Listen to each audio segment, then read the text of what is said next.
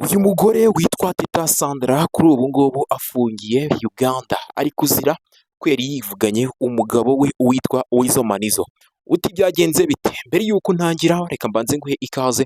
Iyi ni Kigali The Toilet Talks Entertainment. Ku bantu batabizi cyangwa se ku bantu batubonye bwa mbere tubahaye ikaze. Mujye mubana natwe mu biganiro byacu bya buri munsi. Making sure ko wakanze subscribe kugira ngo ujye ugezweho amakuru yose agezweho y'abasitari. Niyo twibandaho cyane cyane aya hano mu Rwanda. Uyu mugore rero nawe witwa Teta Sandra ni umunyarwanda ariko akaba yarashatse Weasel Manizo, umuhanzi ukomeye cyane mu gihugu cya Uganda. Ngira murabizi ko mu myaka ishize mugenzi we atarapfa witwa Radio ryari ryo tsinda rikomeye cyane navuga muri East Africa, ariko byaje kugenda gahoro ubwo umuvandimwe cyangwa se uwo bari bafatanyije urugendo mu bijyanye na muzika ubwo yagiraga gutya akitahira nawe azize urugomo.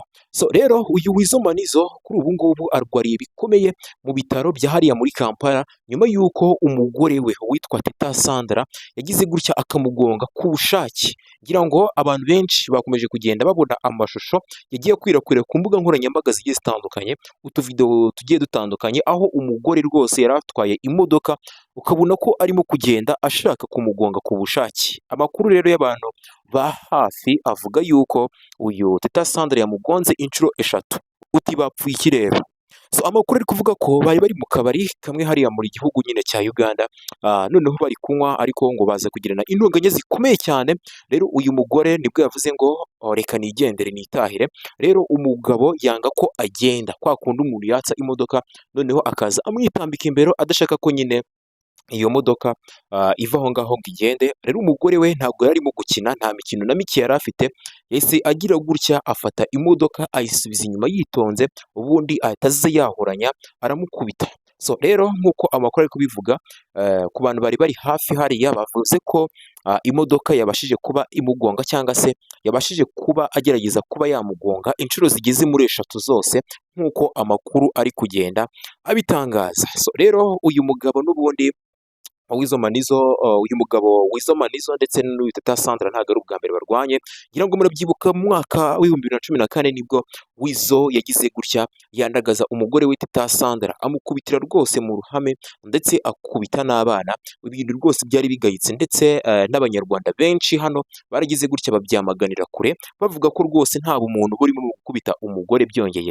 So noneho kuri ubu ngubu navuga ko uwitwa Teta Sandra yagize gutya nyine n'ubundi nawe akihimura, wagira ngo ahari wenda yibukaga n'ibyamubayeho mu myaka yose yagiye ishira, nibwo yagize gutya akihimura. Ngira ngo murabyibuka neza ko mu mwaka ushize aribwo uwitwa Weasel yagize gutya aha gift y'imodoka umugore we, iyi Benz, Mercedes Benz, agira gutya ayiha umugore we. Rero iyi Benz niyo yagize gutya n'ubundi agongesha uyu mugabo witwa Weasel Manizo. So ngayo nguko amakuru nayo ngayo akomeje kugenda akwirakwira hirya no hino avuga yuko uyu mugabo we rwose yakomeretse bikomeye cyane, aho arwariye mu bitaro hariya i Kampala, ndetse kuri ubu ngubu bikaba bivuga ko nyine bikaba biri kugenda bivuga yuko yabashije kuba akomereka amaguru abiri yose, ndetse no kugenda bishobora ngo kuzaba ikibazo bitewe n'uko yagize imvune ziteye ubwoba ku maguru yombi.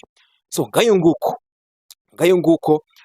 ngira ngo uri kubona ko ingo zo muri iyi minsi bitoroshye, ntabwo byoroshye habe na gatoya. Gusa ntawakivanga mu by'abagore n'abagabo, dore ko ubwo yamukubitaga mu myaka cyangwa se mu bihe bishize aribwo n'ubundi bongeye bagahita basubirana. Tubona ejo bundi amuha impano, tubona nyine bafite umuryango wishimanye.